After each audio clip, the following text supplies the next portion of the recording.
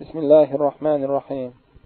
الحمد لله رب العالمين، خلق الإنسان في أحسن تقويم، وفضله على كثير ممن خلق بالإنعام والتكريم، فإن استقام على طاعة الله استمر له هذا التفضيل في جنات النعيم، وإلا رد في الهوان والعذاب الأليم.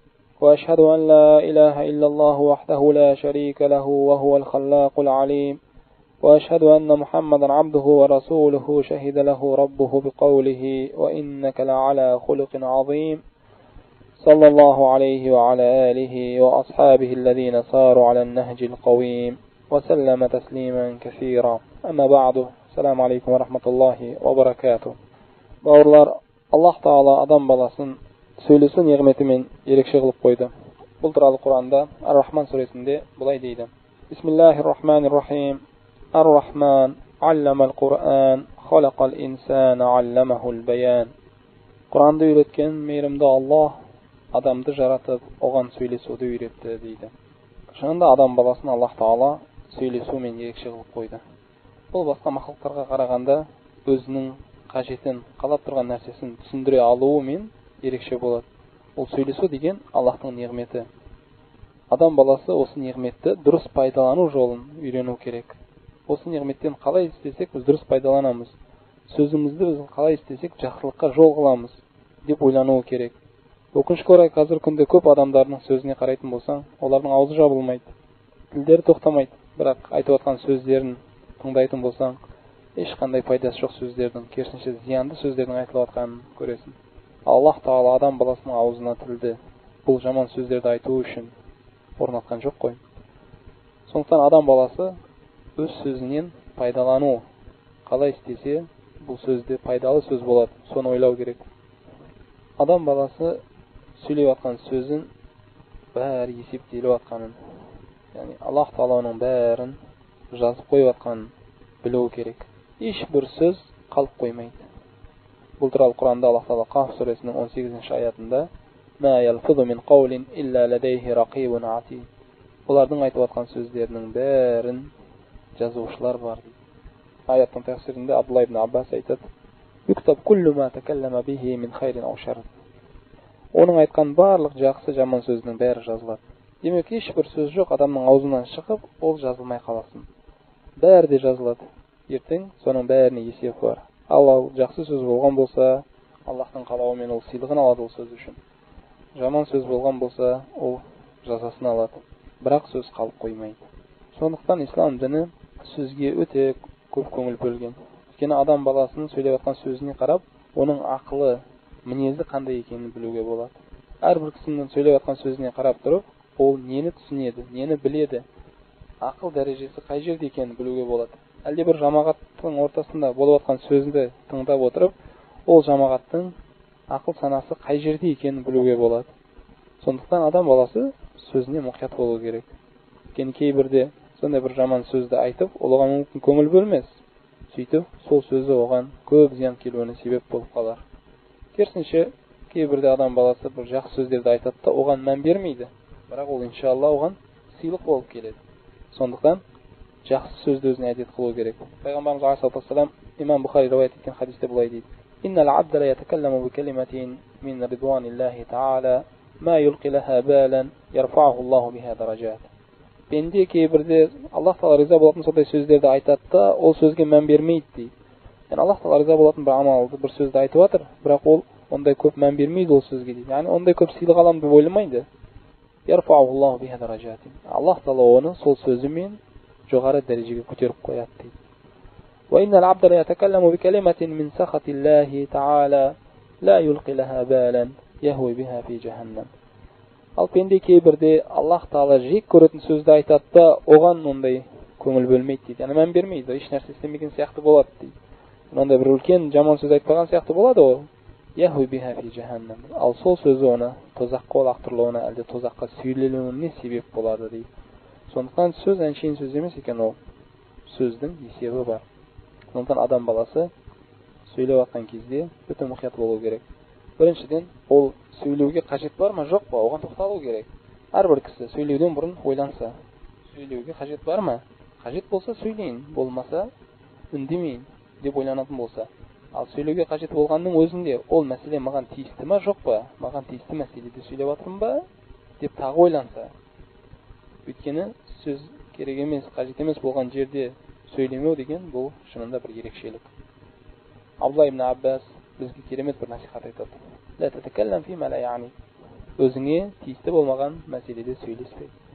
Саған тиісті емес пе мәселе, сөйлеме дейді. Фаиннаху фадлун. Өйткені бұл ерекшелік дейді.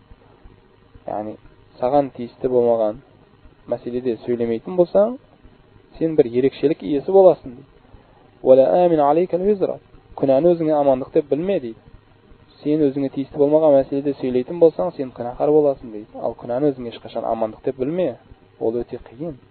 Вала татакаллам фима яъника хатта таджида лаху мawdu'ан. Ал егер саған тиісті мәселе болатын болса, онда қара, сол сөздің орны ма, әлде жоқ па дейді. Саған тиісті болғанымен сөйлей берме оны. Керісінше қара, сол сөзді айтуға орны ба сол, әлде басқа жер ма? Егер орны болатын болса, сөйле. فإن رب متكلم في أمر يعنيه قد وضعه في غير موضعه فعيب. Кейбір кісілер бар, өзіне тиісті сөз болғанымен оны өз орнына қоймайды да айыпталады, кінәланып қалады. Сондықтан сен сақ бол одан дейді. ولا تماري حليما ولا سفيها. Сен ақылды кісімен де, наданмен де тартыспа дейді.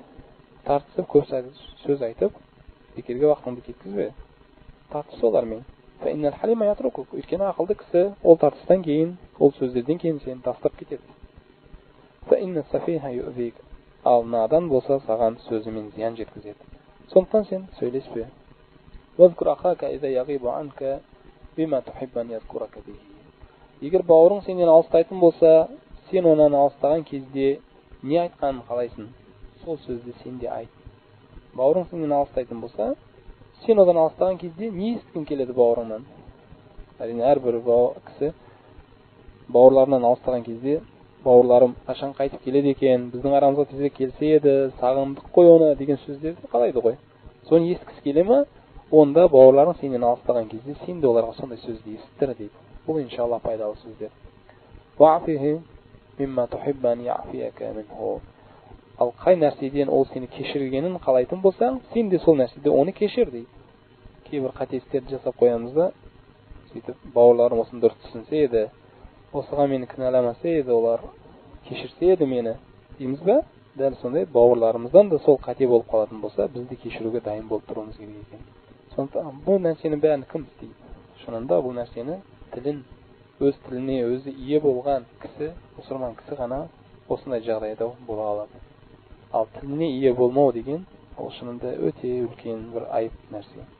Адам баласы өз тілін өзі басқара алмайтын болса, ол өте қиын болады. Ал оны басқару үшін оның түрмесіне салу керек.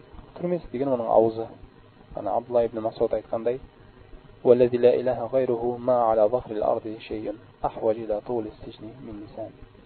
Өзінен басқа құдай болмаған Алланың атымен ант етем, бұл дүниеде ең көп түрмеге жатқызуға лайықты болған нәрсе ол тіл дейді. Қанша көп сақталатын болса тіл, ауыздың ішінде, ол сонша жақсы болады. Ал қанша көп әрекет қылатын болса, қанша көп сыртқа қарай шығатын болса, оның зияны да көбейеді дейді.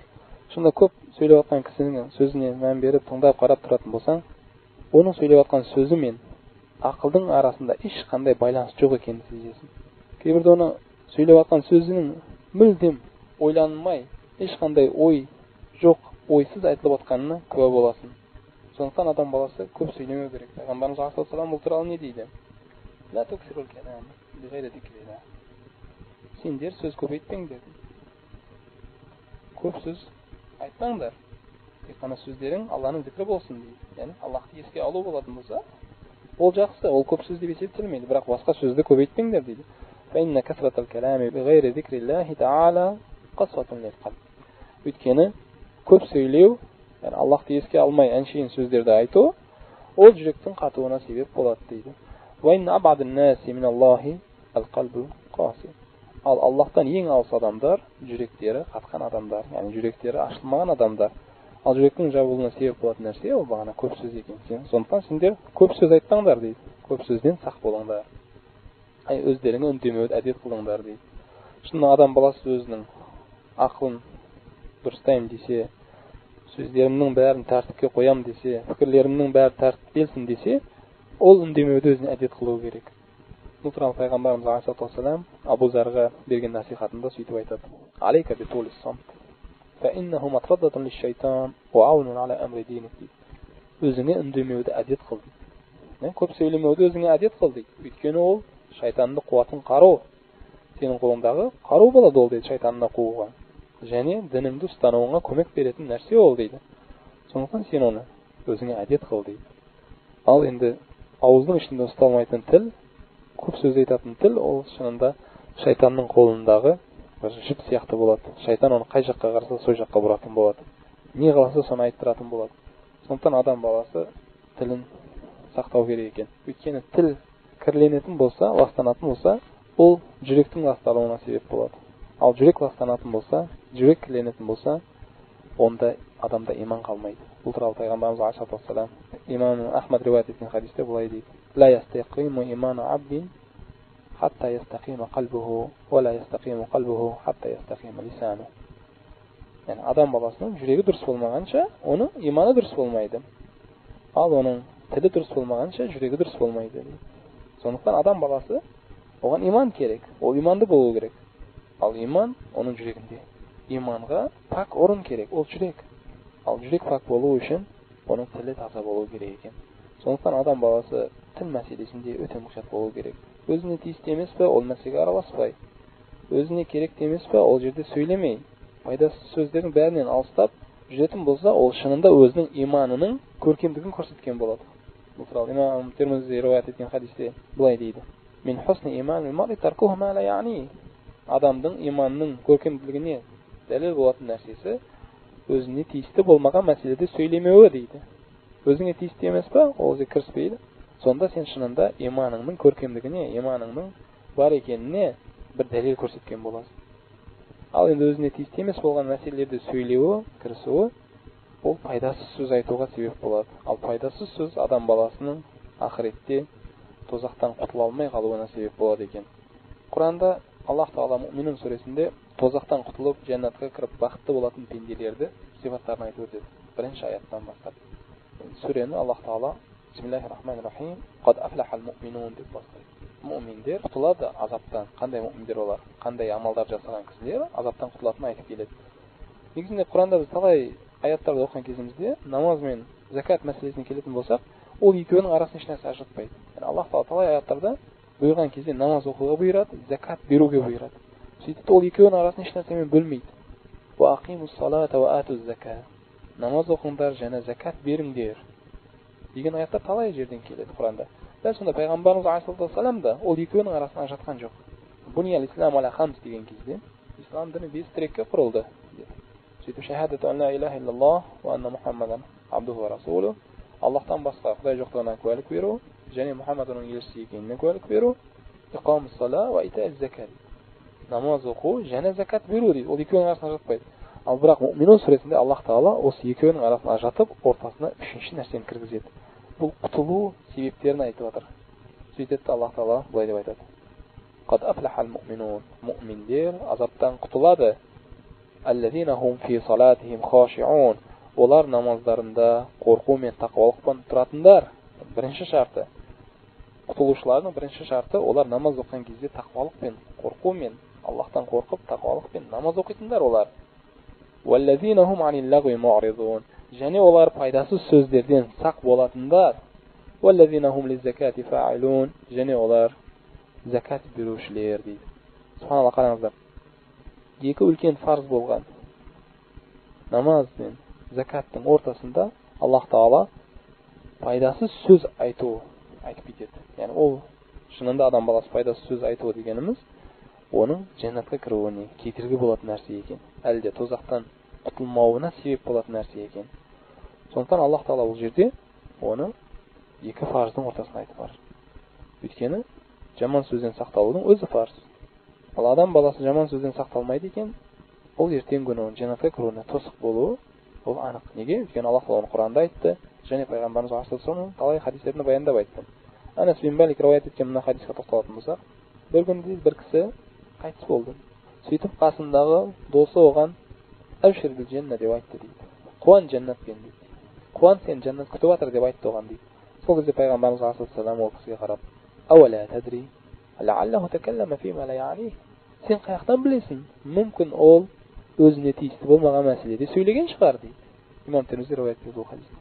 Субханаллах, қараңыздар. Ауала тадри, сен қаяқтан білесің? Мүмкін ол өзіне тиісті болмаған, өзіне байланысты болмаған нәрседен сөйлеген шығар дейді. Сондықтан адам баласы сөзіне мұқият болу керек, бауырлар. Арабтарда сондай даналық сөз бар. Айтады: "Мен касра лағту, касра ғалату." Кімнің сөзі көп болатын болса, оның қатесі көп болады. Шында көп сөйлейтіннің қатесі көп дейді.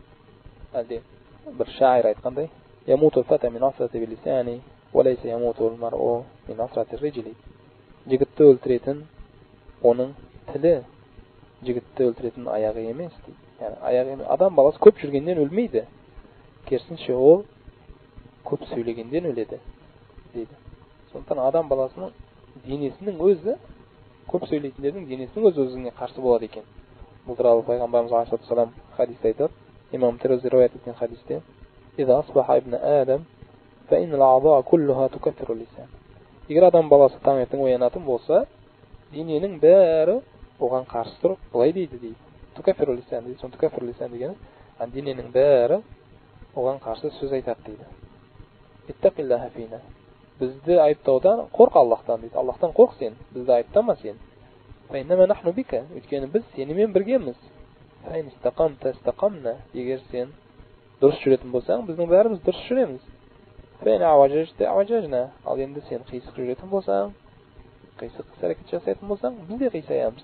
Сондықтан сен біздің басымызға пәле келуіне себеп болма, керісінше сен пайдалы жақсы сөзді айт деп дене айтады дейді мағана тілге.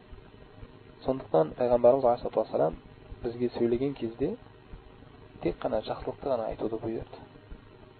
Өйткені адам баласы жаман сөзге үйренетін болса, ол өте қатты тайып кетеді одан. Яғни таю дегеніміз, ол сондай бір қиын жағдайға түседі. Ол тек қана өкініш болып қалады өзіне. Пайғамбарымыз алейхиссалату вассалам айтқандай: "Иннал абда ла ятакалламу би калиматин ма ятабайян фиха yazillu biha ila an-nar ab'ad mimma bayna al-mashriq wal-maghrib." Адам баласы сондай бір сөз айтады дейді. Ол сөзінде ол ойламайды, бұнdan пайда бар ма, жоқ па, пайда ма, зиян ба, ол соны қарамай тұрып әншейін сөз айта салады дейді. Сөйтіп сол сөзінде ол сондай таяды дейді. Соны таяды, құлайды ол дейді. Тайып құлайды ол. Тілінен таяды дейді. Сөйтеді ол дейді. Машриқ пен Мағриб, шығыс пен батыстың арасындай жерде тайып құлайды ол тозаққа қарай дейді. Әлде басқа бір хадисте пайғамбарымыз алейхиссалам айтқандай: "Иннал мар'a ла yazillu an lisanihi ashaddu mimma yazillu an qadamayhi." Адам баласы тілінен тайып құлаған кезде, ол аяқтан тайып құлағаннан да қатты құлайды дейді. Өйткені аяқпен тайған кісі, ол иншалла қайтып тұрып кетуі мүмкін. Бірақ кім тілінен таятын болса, ол қатты қиналып қалады. Сондықтан адам баласы сақ болу керек. Сөйлесе тек қана жақсылықты сөйлеу керек. Бұл пайғамбарымыз алейхиссалату вассаламның бұйрығы еді. Бізге айтқандай: "Ман кана юъмину биллахи вал яумил ахир, фальяқул хайран ау лиясмут." дейді. Ман кана юъмину биллахи, кім Аллахқа және қиямет күніне иман келтіретін болса, сенетін болса, онда тек қана жақсылықты айтсын. Фальяқул хайран, ол бұйрық болып тұр.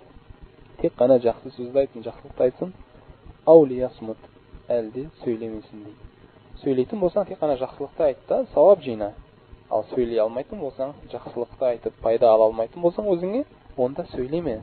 Күнәһар болма, жаман сөз айтып. Жақсы сөз айтып сауап ала алмайтын болсаң, жаман сөз айтып күнәһар болма дейді. Сақтал ол нәрседен. Жақсы сөзді айту ол мұсылман кісінің сипаты ол. Мұсылман кісі шынында өзінің жақсы сөзімен белгілі. Адам баласы жаман сөз айтқан кезде ол өзіне де зиянды нәрсені істеген болады. Басқаға да зиянды жасайды. Ал мұсылман кісі ондай емес, ол ешкімге зиян бермейді. Тілімен де, қолымен де ешкімге зиян жеткізбейтін кісі. Кейін хадиске мұқият болып қарайтын болсақ, "Ман кана юъмину биллахи вал яумил ахир" деп айтады пайғамбарымыз алейхиссалам. Кім Аллахқа және қиямет күніне иман келтіретін болса, сенетін болса дейді. Иманның шарттарынан екеуі айтылды бұл жерде. Аллахқа және қиямет күніне дейді. Қиямет күніне деп айтылған себебі, кім шынында ертең қиямет күнінде есеп бар екенін білсе, сенсе оған, иман келтірсе, яғни Аллахқа сенетін болса, шынында Аллах Тағала қиямет күнінде есеп иесі ол. Бізден есеп талап қылады Аллах Тағала әрбір айтқан сөзіміз үшін. Жақсы сөзіміз болатын болса, иншалла Аллах Тағала оған сыйлығымызды береді. Ал егер жаман сөз болған болса, Аллах Тағала жазамызды береді деп қорқатын болса, сенетін болса, ондай кісілер тек қана жақсылықты айтсын да сауабын алсын дейді. Ал егер жақсылық айтып сауап ала алмайсың ба, онда сөйлемесін. Неге? Сен жаман сөз айтатын болсаң, сен күнәһар боласың, сөйтіп Алланың алдына азапталасың дейді. Ал мұсылман кісі ондай сипаты жоқ дедік қой. Ол жаман сөз айтып күнәһар болмайды, жаман сөз айтып өзіне де басқаға да зиян жасамайды. Пайғамбарымыз алейхиссаламдан сұралған кезде, әйюл муслимина афдал, қай мұсылмандар абзал кісілер деген кезде пайғамбарымыз алейхиссалам, ман салимал муслимуна мин лисаниhi ва яди, мұсылмандар кімнің қолынан және тілінен зиян көрмейтін болса, сол кісілер ең абзал кісілер дейді. Мұсылман кісі ешкімге қолымен де тілімен де зиян көрсетпейді. Керісінше сөйлеген кезде ол ең жақсы сөздерді айтады, пайдалы сөзді айтады, сөйтіп адамдар оның сөзінен қуанып кетеді, әлде оларға қарсы ешқандай жаман іс-әрекет қылып, оларға зиян жеткізбейді. Солар ең абзал мұсылмандар дейді. Басқа бір хадисте пайғамбарымыз алейхиссалам айтады, ол имам Бухари мен Муслим риуаят еткен хадис: "Ман язман ли ма байна лихяйхи ва ма байна риджлайхи азман лахул жанна." Кім маған аузының ішінде бана екі тісінің арасындағы тілімен және екі аяғының ортасындағын мен ұстаймын оны деп кепілдік беретін болса, сол екеуіне ие болам деп маған кепілдік беретін болса, сөз беретін болса, ондай кісілерге мен жәннатты алып берем деп сөз берем. Пайғамбарымыз алейхиссалам уәде беріп отыр. Ондай кісілерге мен кепілдік берем жәннатты алып беруге, егер олар дейді, екі тісінің арасындағы мен екі аяғының арасындағын ие боламыз, ұстаймыз деп маған сөз беретін болса дейді. Ондай кісілерге мен де сөз берем дейді. Пайғамбарымыз алейхиссалам үлкен хадисте Муаз бин Джабалға айтқан насихатына қараңыздар. Бір күні Муаз бин Джабал айтады, пайғамбарымыз алейхиссаламға келіп мен айттым дейді: "Ахбирни би амалин юдхилул жанна." Я Расулаллах, маған бір амалды үйретіңіз, бір амалдан хабар беріңіз. Сол амал мені жәннатқа кіргізсін. Ва юбаидуни минан нас, және тозақтан алыстатсын мені дейді. Шынында бәрімізге керек болған амал ол. Бәріміз де жәннатқа кіруді қалаймыз. Бәріміз де тозақтан алыстауды қалаймыз. Сондай нәрсені Муаз бин Джабалды қалап пайғамбарымыз алейхиссаламға келіп одан сұрадым дейді: "Я Расулаллах, маған сондай бір амалды үйретіңіз. Ол амал мені жәннатқа кіргізсін, және тозақтан алыстатсын." деп сұраған кезде пайғамбарымыз алейхиссалам былай деді дейді: "Лақад саалтан амрин азим." Сен шынында үлкен бір сұрадың. Шынында қажетті, сондай бір маңызды болған нәрсені сұрадың. "Ва иннаху ла ясирун ала ман яссараху Аллаху таала алейхи." Бұл нәрсе шынында Аллах Таала кімге оны жеңілдетіп қойған болса, соған ғана жеңіл болады. Ол барлық адамға жеңіл емес. Барлық адамға ол жеңіл болмайды. Керісінше Аллах Таала оның сондай бір пенделері бар, оларға жеңілдетеді, соларға ғана жеңіл болады дейді. Оның үшін не істеу керек? Пайғамбарымыз алейхиссалам айта бастады: "Ta'будуллаха ва ла тушрик бихи шай'ан." Оның үшін сен жалғыз Аллахқа ғибадат етуің керек, оған шерік қоспай. Жалғыз Аллахқа ғибадат етесің, оған шерік қоспай. "Ва туқимус сала", намаз оқисың 5 уақыт. "Ва ту'тиз зака", зекет бересің сен. "Ва тасуму рамазан", және Рамазан айын ораза ұстайсың. "Ва тахуджул байта", және қажылыққа барасың Алланың үйіне. "Тумма қала, ала адуллука ала абуабил хайр", мен саған жақсылықтың есіктерін көрсетейін ба? Сені жақсылықтың есіктері қарай жүргізейін ба? "Ас-сауму джунна", ораза ұстау ол қорған болады дейді күнәлардан. Яғни ораза ұста, нәфіл оразаларды айтып отыр. Парыз ораза емес, нәфіл ораза ұстау ол адамға күнәларынан, шахваттан қорған болатын нәрсе дейді. "Ва садақа тутфиул хатиата кама ютфиул ма'ан нар", садақа беру ол қателерді өшіреді дейді. Су отты өшірген сияқты. Отты су қалай өшіретін болса, садақа беру сондай өшіреді дейді. "Ва салату раджул мин жауфил лейл", және түнде тұрып намаз оқу, қиямул лейл, оның үлкен пайдасы бар адамға. Сөйтіп бұлай деді дейді: "Ала ухбирука би ра'сил амр", мен саған істің басы не екенін, "Ва амуду", және оның ұстыны не екенін, "Ва дарвати санами", және оның ең жоғары орны не екенін айтайын ба дейді. Істің басы, оны тірегі, және оны ең жоғары болған нәрсесі не екенін айтайын ба дейді. Сөйтіп, "Бәлә я Расулаллах", айтыңыз я Расулаллах дедім оған дейді. "Қала ра'сул амри исламу", істің басы ислам дейді. Яғни ең бірінші ол адамда ислам болу керек.